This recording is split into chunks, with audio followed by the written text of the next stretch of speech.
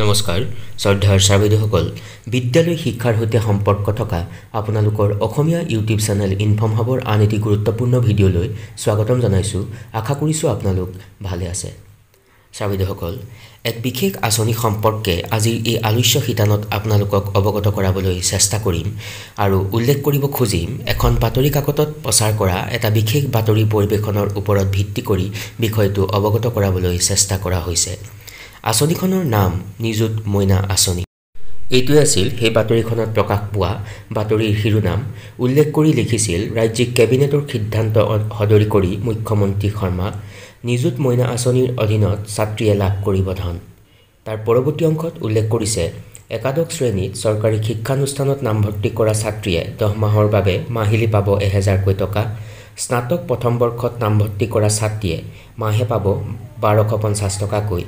BA সহ স্নাতকোত্তৰ প্ৰথম বৰ্ষত নামভৰ্তি কৰা ছাত্ৰীয়ে মাহে লাভ কৰিব 2500 টকাকৈ। উচ্চতৰ মাধ্যমিকত 60% নম্বৰ পোৱা ছাত্ৰীয়ে পাব স্কুটি। এনেধৰণেৰে এই গোটেই কথাখিনি ইয়াত উল্লেখ কৰিছে আৰু তাৰ পৰৱৰ্তী অংশত উল্লেখ কৰি লিখিছে উচ্চ শিক্ষাত ছোৱালী শিক্ষাৰ্থীৰ নামভৰ্তিৰ অনুপাত বৃদ্ধি কৰা আৰু বাল্য বিবাহ ৰোধ কৰাৰ উদ্দেশ্যে ৰাজ্য চৰকাৰে নিযুত মইনা আঁচনিখন ৰূপায়ণ কৰিবলৈ লৈছে।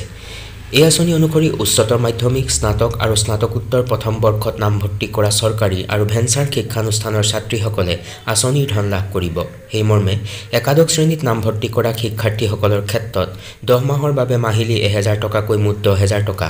স্নাতক প্ৰথম বৰ্ষত নামভৰ্তি কৰা শিক্ষাৰ্থীসকলৰ ক্ষেত্ৰত 10 মাহৰ বাবে মাহিলী 1250 টকাকৈ মুঠ 12500 টকা আৰু স্নাতকোত্তৰ প্ৰথম বৰ্ষত BA, MA, MSc, MCom নামভৰ্তি কৰা শিক্ষাৰ্থীসকলৰ ক্ষেত্ৰত 10 মাহৰ বাবে মাহিলী 2500 টকাকৈ মুঠ 25000 টকা লাভ কৰিব। অৱশ্যে চলিত শৈক্ষিক বৰ্ষত ছাত্ৰীসকলে 9 মাহৰ বাবে লাভ কৰিব এই আঁচনিৰ ধন। উল্লেখযোগ্য যে চলিত বৰ্ষৰ বাজেট ৰাজ্য চৰকাৰে নিযুত মইনা আঁচনিখন ৰূপায়ণ কৰাৰ কথা ঘোষণা কৰি ছাত্ৰীসকলক একেলগে আঁচনিখনৰ ধন প্ৰদান কৰা হ'ব বুলি বিত্তমন্ত্ৰীয়ে ঘোষণা কৰিছিল। কিন্তু 2026 চনৰ নিৰ্বাচনৰ উদ্দেশ্য আগত ৰাখি ৰাজ্য চৰকাৰে আঁচনিৰ ধন মাহে মাহে প্ৰদান কৰাৰ সিদ্ধান্ত লয়, যাতে ছাত্ৰীসকলে 2026 চনলৈকে হিতাধিকাৰী হৈয়ে থাকে। ছাত্ৰছাত্ৰীসকল এনেকৈয়ে সেই বাতৰি কাকতখনত নিযুত মইনা আঁচনিৰ সম্পৰ্কে বাতৰি পৰিৱেশন কৰোৱা হৈছিল আৰু বিষয়টো অতি গুৰুত্বপূৰ্ণ, কাৰণ নিযুত মইনা আঁচনিৰ জৰিয়তে বিদ্যালয়ত অধ্যয়নৰত ছাত্ৰীসকলে মাহিলী এটা টকা বা অনুদান পাবলৈ সক্ষম হ'ব আৰু যিয়ে নেকি সিহঁতক শৈক্ষিক উত্তৰণৰ ক্ষেত্ৰত নিশ্চয়কৈ সহায় কৰিব। গতিকে বিষয়টো অতি গুৰুত্বপূৰ্ণ আৰু সকলোৱে জনাৰ প্ৰয়োজন আছে। সেই উদ্দেশ্য আগত ৰাখি উপস্থাপন কৰিবলৈ চেষ্টা কৰিলোঁ আৰু আশা কৰিছোঁ আজিৰ এই আলোচ্য শিতানে আপোনালোকক উপকৃত কৰিব। বিদ্যালয় শিক্ষাৰ সৈতে সম্পৰ্ক থকা আন এটি বিষয়বস্তু লৈ মই পুনৰবাৰ আপোনালোকৰ কাষলৈকে আহিম। চাই থাকিব ইনফৰ্ম হাব। সকলো ভালে থাকক। নমস্কাৰ। Take care.